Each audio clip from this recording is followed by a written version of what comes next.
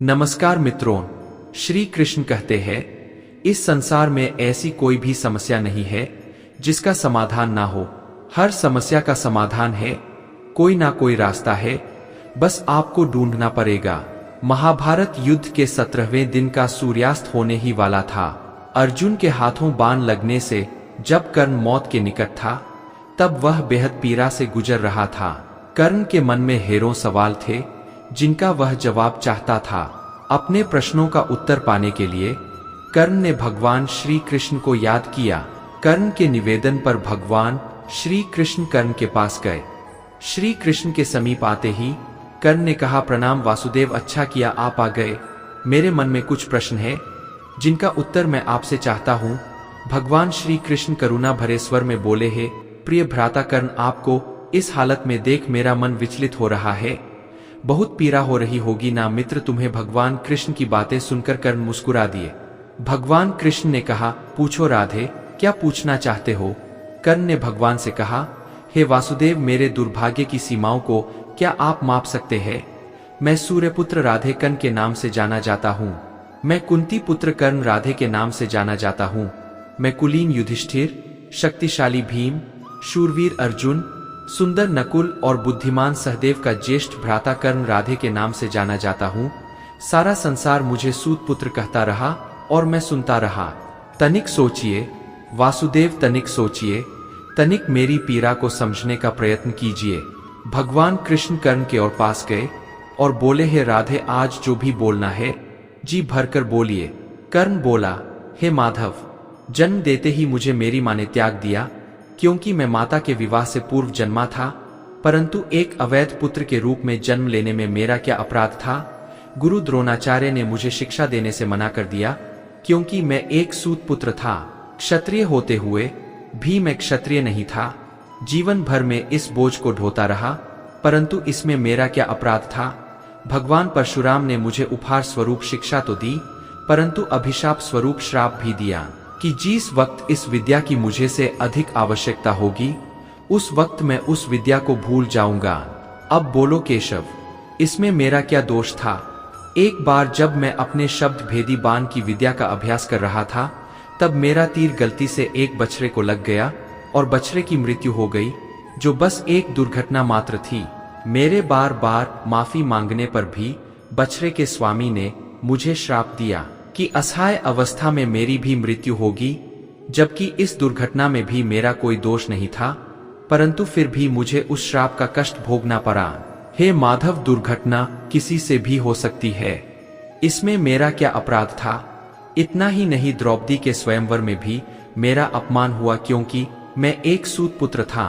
क्या सूत पुत्र होना मेरा स्वयं का चुनाव था। परिस्थितियों ने मुझे सूत पुत्र बनाया था, इसमें मेरा क्या अपराध था। कर्ण ने आगे कहा, हे केशव, आज जो कुछ भी मुझे प्राप्त हुआ है वह दुर्योधन से ही प्राप्त हुआ है।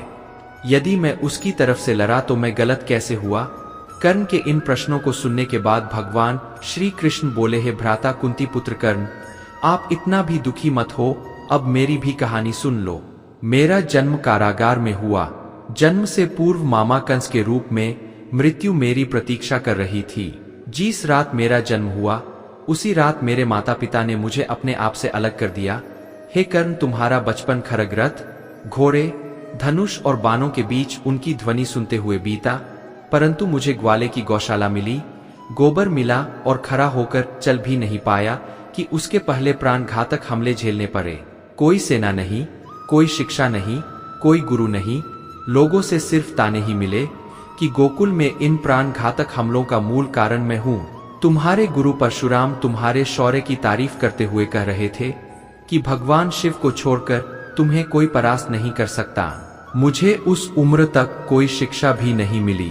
तुमने अपनी पसंद की कन्या से विवाह किया, परंतु मैंने जिस कन्या से प्रेम किया वह मुझे नहीं मिली, बल्कि मुझे उस कन्या से विवाह करना पड़ा। दोस्तों, जो मुझसे प्रेम करती थी, जो मुझे चाहती थी, जरासंध से बचने के लिए मुझे मेरे पूरे समाज को यमुना के किनारे से हटाकर दूर समुद्र के किनारे बसाना पड़ा। इसके लिए मुझे रणभूमि छोड़कर भागना पड़ा। रणभूमि से पलायन करने के कारण मुझे कायर और रणछोड़ कहा गया। जरा विचार करो राधे, अगर दुर्योधन युद्ध जीतता है तो तुम्हें बड़ा श्रेय मिलेगा। अगर धर्मराज युधिष्ठिर जीतता है तो मुझे क्या मिलेगा? मुझे केवल युद्ध और युद्ध से निर्मित समस्याओं के लिए दोष दिया जाएगा। सब यही कहेंगे कि इस देव की पुत्र ने महाभारत करवाया है। हे राधे, जीवन हर किसी को चुनौतियां देता है, जिंदगी किसी के साथ न्याय नहीं करती। अगर दुर्योधन ने अन्याय का सामना किया है तो युधिष्ठिर ने भी अन्याय को भोगा है। दोस्तों, भगवान श्री कृष्ण आगे कहते हैं, हे राधे, इस पूरी पृथ्वी पर कोई ऐसा व्यक्ति नहीं है जिसे ऐसा ना लगा हो कि उसकी समस्या सामने वालों की समस्या से छोटी है। हर किसी को ऐसा ही लगता है कि उसकी समस्या की पोटली सामने वालों की पोटली से बड़ी है, परंतु यह सह सत्य नहीं होता। हर किसी की समस्या अपने अपने स्थान पर बड़ी ही होती है, लेकिन इसका मतलब यह नहीं है कि तुम गलत मार्ग पर चलकर समस्याओं का समाधान ढूंढने लगो, क्योंकि हमारी प्रकृति किसी को भी अधर्म के मार्ग पर चलने की अनुमति नहीं देती। और अगर कोई अपनी समस्याओं का समाधान पाने के लिए अधर्म के मार्ग पर चलेगा तो उसका हश्र तुम्हारे जैसा ही होगा। कर्ण अपने जीवन से बहुत दुखी था। उसे लगता था कि उसका जीवन बेहद ही अधिक कष्टों में बीता है, परंतु जब भगवान श्री कृष्ण ने अपने जीवन की तुलना कर्ण के जीवन से की, तब कर्ण को समझ आया कि कृष्ण की समस्याओं के सामने उसकी समस्या कुछ भी नहीं है। अंत समय में कर्ण भगवान श्री कृष्ण का ज्ञान सुनकर बेहद तृप्त महसूस कर रहा था। मित्रों, और शांत मन से कर्ण ने अपने प्राणों को त्याग दिया। युद्ध के दौरान कौरवों की ओर से पितामह भीष्म लड़ रहे थे और पांडवों का साथ भगवान श्री कृष्ण दे रहे थे। बहुत भयंकर युद्ध चल रहा था। कौरवों की सेना में हाहाकार मच जाता जब अर्जुन का बाण चलता था। रोज शाम को जब युद्ध समाप्त होता तो सब अपने अपने शिविरों में लौट आते थे। पितामह भीष्म भी अपने शिविर में पहुंचते थे, और जब भी वे वहां पहुंचते थे वहां दुर्योधन उन पर आरोप लगाने के लिए तैयार रहता था। दुर्योधन उनसे कहता था, पितामह, मुझे लगता है आप पूरी ताकत के साथ युद्ध ही नहीं कर रहे हैं। ऐसा लगता है आप हमारी तरफ से नहीं बल्कि उन पांडवों की तरफ से युद्ध कर रहे हैं। आप पांडवों का वध क्यों नहीं कर रहे हैं? रोज शाम को दुर्योधन यही आरोप पितामह पर लगा था। एक दिन पितामह भीष्म युद्ध के बाद जब अपने शिविर में पहुंचे तो दुर्योधन ने आते ही उन पर आरोप लगाना शुरू कर दिया। पितामह भीष्म भी अब तंग आ चुके थे और उन्होंने गुस्से में प्रतिज्ञा ले ली, मैं गंगा पुत्र भीष्म कल युद्ध भूमि में उतरूंगा और पांडवों का वध करूंगा, इस धरती को निष्पाप कर दूंगा। जैसे ही भीष्म पितामह ने यह प्रतिज्ञा ली, दुर्योधन खुश होने लगा और अपने भाइयों को बताने लगा कि कल युद्ध समाप्त हो जाएगा। कल तो पितामह पांडवों का वध कर देंगे तो कोई भी नहीं बचेगा, हमारे दुश्मन नहीं बचेंगे। मित्रों, जब यही बात पांडवों के शिविरों में पहुंची और पांडवों की पत्नी द्रौपदी को यह बात पता चली तो उसे अनर्थ होने की आशंका हुई। द्रौपदी भगवान कृष्ण के पास पहुंची और बोली, सखा हमें बचाइए, मेरे पतियों पर संकट आ गया है। पितामह भीष्म ने प्रतिज्ञा ले ली है कि वह पांडवों का वध करेंगे। इस समस्या का समाधान कीजिए गोविंद, आपकी ही वजह से यह सारा युद्ध हो रहा है। भगवान कृष्ण ने द्रौपदी को समझाया कि यह युद्ध मेरी वजह से नहीं हो रहा, यह युद्ध हो रहा है हर किसी के अपने कर्म की वजह से। और रही बात समस्या के समाधान की, तो समस्या का समाधान जरूर मिलेगा। दोस्तों, भगवान कृष्ण ने द्रौपदी को समाधान बताते हुए कहा कि चलो भीष्म पितामह के शिविर में चलते हैं। भगवान श्री कृष्ण शिविर के बाहर रहे और द्रौपदी को अंदर भेजा। वहां पर भीष्म पितामह ध्यान में थे। वहां जाकर द्रौपदी ने भीष्म पितामह को प्रणाम किया।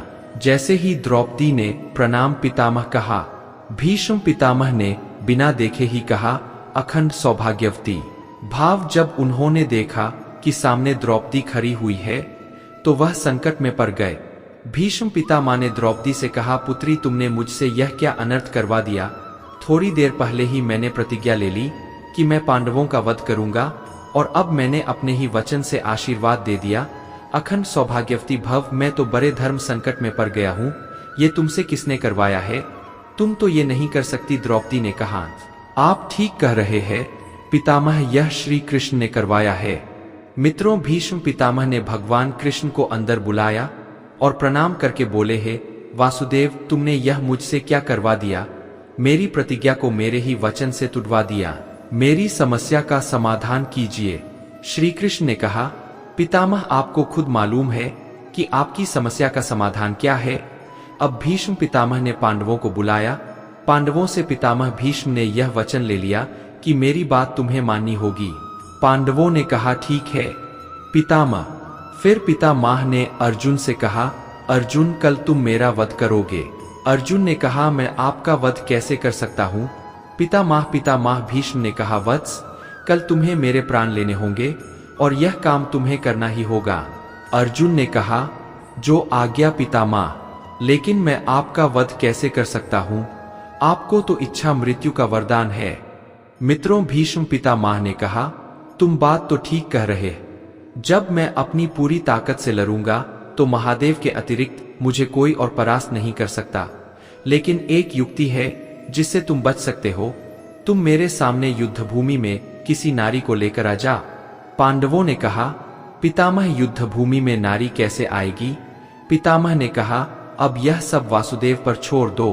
अर्जुन दूसरे दिन युद्ध में अपने रथ पर शिकंडी को लेकर आया और पितामह को बाणों की शैया पर लिटा दिया। भीष्म प्रतिज्ञा भी नहीं टूटी और पांडव भी बच गए। मित्रों, यह छोटी सी कहानी बहुत बड़ी बात सिखाती है। पहली बड़ी बात सिखाती है कि जिंदगी में संस्कार सबसे बड़ी चीज है। हमें अपने संस्कार नहीं भूलना चाहिए, क्योंकि संस्कार जिंदा रहेंगे तो हम जिंदा रहेंगे। और यही काम कौरवों की पत्नियां कर देती तो शायद कौरव भी जिंदा रह सकते थे। और दूसरी बड़ी बात की जिंदगी में हर समस्या का समाधान है।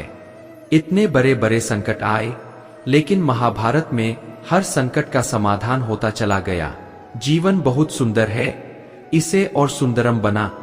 दोस्तों, श्री कृष्ण कहते हैं, मैं उन्हें ज्ञान देता हूँ जो सदा मुझसे जुड़े रहते हैं, जो मुझसे प्रेम करते हैं।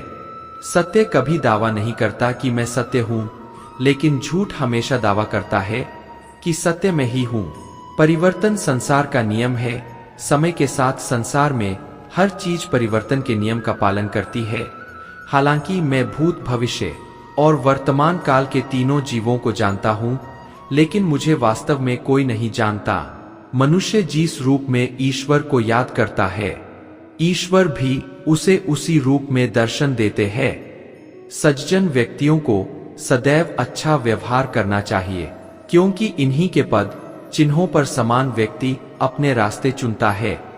जो मनुष्य जिस देवता के विश्वास के साथ भक्ति करता है, मैं उस व्यक्ति को उसी देवता में दृढ़ता बढ़ा देता हूँ। सभी काम छोड़कर बस भगवान में पूर्ण रूप से समर्पित हो जाओ। मैं तुम्हें सभी पापों से मुक्त कर दूंगा। मैं सभी प्राणियों के हृदय में विराजमान हूँ। जो व्यक्ति मृत्यु के दौरान मेरा नाम लेता है, वह सदैव मेरे ही धाम को प्राप्त होता है। तुम बिना किसी कारण के चिंता करते हो और बेवजह घबराते हो। तुम तो आत्मा हो जिसे ना तो कोई मार सकता है और ना ही जला सकता है। यही जीवन की सच्चाई है जिसे प्रत्येक व्यक्ति को जानना चाहिए। ना तो ये शरीर तुम्हारा है, ना ही तुम इस शरीर के मालिक हो। ये शरीर 5 तत्वों से बना है, अग्नि, जल, वायु, पृथ्वी और आकाश। एक दिन यह शरीर इन्हीं पंचतत्वों में विलीन हो जाएगा। गीता में कहा गया है, मित्रों, जो इंसान किसी की कमी को पूरा करता है, वही सही अर्थों में महान होता है। तुम्हारे साथ जो हुआ वह अच्छा हुआ, जो हो रहा है वह भी अच्छा है, और जो होगा वह भी अच्छा होगा। गीता के अनुसार जिंदगी में हम कितने सही है और कितने गलत है, यह केवल 2 लोग ही जानते हैं, एक परमात्मा और एक दूसरी अंतरात्मा। जब तक शरीर है तब तक कमजोरियां तो रहेंगी, इसलिए कमजोरियों की चिंता छोड़ो और जो सही कर्म है उस पर अपना ध्यान लगाओ। श्री कृष्ण अर्जुन से कहते हैं, तुम भला क्यों रोते हो? तुमने जो खोया, क्या वह तुमने पैदा किया था? आज जो तुम्हारा है वह कल किसी और का होगा, क्योंकि परिवर्तन ही संसार का नियम है। किसी का अच्छा ना कर सको तो बुरा भी मत करना, क्योंकि दुनिया कमजोर है, लेकिन दुनिया बनाने वाला नहीं।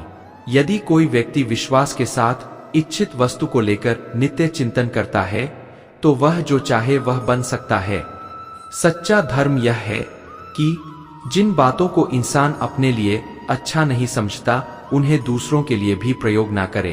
कोई भी व्यक्ति अपने विश्वास से बनता है, वह जैसा विश्वास करता है उसी अनुरूप बन जाता है।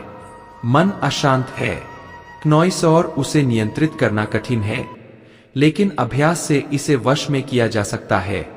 मेरे लिए समस्त प्राणी समान है, ना कोई मुझे अत्यधिक प्रिय है ना ही कम, लेकिन जो मेरी भक्ति पूरे मन से करते हैं मैं सदैव आवश्यकता पड़ने पर उनके काम आता हूँ। मित्रों, मन की शांति से बढ़कर इस संसार में कोई भी संपत्ति नहीं है। जो मनुष्य फल की इच्छा का त्याग करके केवल कर्म पर ध्यान देता है वह अवश्य ही जीवन में सफल होता है। ना अच्छा कर्म मिटता है ना बुरा कर्म, यहाँ तक कि हमें मानसिक कर्मों का भी फल भुगतना पड़ता है। इसीलिए कहा जाता है कि जैसे गाय का बछड़ा हजारों गायों के बीच भी अपनी मां को ढूंढ लेता है, वैसे ही कर्म अपने कर्ता को ढूंढ ही लेता है। अगर आपने किसी का उधार लिया हुआ पैसा नहीं लौटाया है तो हो सकता है कि किसी जन्म में आपको उस व्यक्ति के नौकर या पालतू जानवर बनकर उसकी सेवा करनी पड़े, परंतु हिसाब तो पूरा होकर रहेगा। यदि आपने किसी का भला चाहा है तो वह भला कब आपकी किस्मत से कांटे हटाकर आपको राहत देगा यह आप समझ भी नहीं पाएंगे। इसलिए सेवा, दान और परोपकार जैसे पुण्य कर्म हमारे कर्म बंधनों को काटने का काम करते हैं। इसीलिए शास्त्रों में सत्कर्म करने पर जोर दिया गया है, क्योंकि अंततः हमारा उद्देश्य सभी कर्म बंधनों से मुक्त होना ही है। जब हम कर्म के सिद्धांत को समझेंगे तभी हम इस चक्रव्यूह से बाहर आ पाएंगे। हर कर्म का फल अलग अलग मिलता है और बुरे कर्म का फल अच्छे कर्म से निरस्त नहीं होता। मित्रों, कुछ कर्मों का फल तुरंत मिलता है, जैसे दैनिक दिनचर्या के कर्मों का, जबकि कुछ कर्मों का फल संचित हो जाते हैं और वह फल हमें इसी जन्म में या आने वाले जन्मों में प्रारंभ के रूप में मिलता। वर्तमान में किए जा रहे कर्मों को क्रियमान कर्म कहा जाता है और जिनका फल तुरंत नहीं मिलता वे संचित कर्म कहलाते हैं। यह संचित कर्म प्रारब्ध के रूप में विभिन्न योनियों में भोगे जाते हैं और धीरे धीरे खत्म होते जाते हैं। सबसे अंत में जीव अपने बचे हुए कर्मों को प्रारब्ध के रूप में लेकर मनुष्य योनि में आता है। अन्य योनियों और मनुष्य योनि में एक बड़ा अंतर यह है कि अन्य योनियों में कर्म भोगे जाते हैं और समाप्त हो जाते हैं, लेकिन मनुष्य योनि में भोगे गए प्रारब्ध कर्म नए कर्म उत्पन्न करते हैं। वास्तव में मनुष्य योनि में भोगे जाने वाला कर्म क्रियमान कर्म होता है, जो फिर संचित और प्रारब्ध कर्मों का स्रोत बनता है। इस प्रकार यह चक्र अनंत काल तक चलता रहता है, जब तक जीव को मोक्ष की प्राप्ति नहीं हो जाती और वह जन्म मरण के चक्र से मुक्त नहीं हो जाता। संक्षेप में मोक्ष का भी जिक्र कर लेते हैं, क्योंकि मोक्ष भी हमारे द्वारा किए जाने वाले कर्मों पर निर्भर करता है। जब जीव के पाप और पुण्य दोनों प्रकार के कर्म फल शून्य हो जाते हैं तो वह मोक्ष का सुपात्र बन जाता है। दोस्तों, गीता और ब्रह्मविद्या शास्त्र में कहा गया है कि जब हम कर्म निष्काम भाव से करते हैं तो हमें उन कर्मों के फलों को भोगना नहीं पड़ता। इसका अर्थ है कि मनुष्य योनि में यदि हमारे प्रारब्ध के कर्मों को भोगने का तरीका निष्काम होगा तो प्रारब्ध के कर्म तो निरस्त हो जाएंगे, परंतु नए कर्म नहीं मिलेंगे, अर्थात ना संचित होंगे और ना ही नया प्रारब्ध बनेगा। निष्काम कर्म का मतलब है स्वयं को परमेश्वर का दास समझते हुए परमेश्वर के वचनों के अनुसार अपने कर्तव्यों का पालन करना, परंतु उनके फल की इच्छा न रखना। भागवत गीता समझाती है कि आत्मा अजन्मी है, इसे कोई मार नहीं सकता, कोई जला नहीं सकता, डूबा नहीं सकता, काट नहीं सकता, लेकिन आत्मा को परमात्मा के साथ हमेशा रहने के लिए जीवन की परीक्षा में बैठना ही पड़ेगा। इस परीक्षा के लिए परमात्मा से बिछड़कर आत्मा को पृथ्वी पर किसी ना किसी रूप में जन्म लेना पड़ता है और 84 लाख योनियों को जीने और भोगने के बाद एक आत्मा को मनुष्य का शरीर मिलता है। इस सबसे बड़ी मर्यादाओं की परीक्षा में हर मनुष्य को इस पूरी परीक्षा के दौरान तरह तरह की अच्छी और बुरी भावनाओं के चक्रव्यूह में अपने भाई, बहन और मित्रों के साथ डाला जाता है, जिसमें हर आत्मा को अपने तामसिक और राजसिक अवगुणों से निकलकर सात्विक जीवन में प्रवेश के मौके मिलते हैं। तामसिक गुण वे हैं जो हमारे अंदर हीन भावना पैदा करके हमें खुद को नुकसान पहुंचाते हैं, और राजसिक गुण वे हैं जो हमें लोभी बनाकर दूसरों के प्रति नुकसान पहुंचा सकते हैं। इस परीक्षा के दौरान हर आत्मा को तामसिक और राजसिक गुणों को खत्म करके अपने सात्विक गुणों से परिचित होना पड़ेगा। सात्विक गुण वे हैं जो आत्मा को अपने आसपास की हर चीज से जोड़ते हैं और उन्हें प्यार करना सिखाते हैं। परीक्षा के दौरान हर आत्मा को जीवन के चारों स्तंभ धर्म, अर्थ, काम और मोक्ष का ज्ञान पाकर ही मुक्ति मिलती है। यही वे द्वार है जिन्हें समझकर ही आत्मा परमात्मा को समझ सकती है। पहला द्वार धर्म का है और शेर इसका प्रतीक है। धर्म वही है जो गीता में लिखा हुआ है, जिसे आपका दिल मानता है, जैसे झूठ नहीं बोलना, चोरी नहीं करना, भगवान का निरादर नहीं करना, दूसरों को नुकसान नहीं देना। यही सब धर्म है और हर आत्मा को अपने जीवन काल में हर समय धर्म का पालन करना होगा और उसकी रक्षा करनी होगी। दूसरा द्वार अर्थ का है और घोड़ा इसका प्रतीक है। हर आत्मा अपने हर जीवन काल में अपने पृथ्वी पर होने का अर्थ या मूल कारण समझेगी। मित्रों, इस जिंदगी में भोगने वाली चीजों और रिश्तों का आनंद लेगी। अच्छा बेटा और अच्छी बेटी, अच्छा भाई या अच्छी बहन, अच्छा पति या अच्छी पत्नी बनकर हर बुनियादी रिश्ते पर खरी उतरेगी और इस परीक्षा को पास करेगी। तीसरा द्वार काम का है।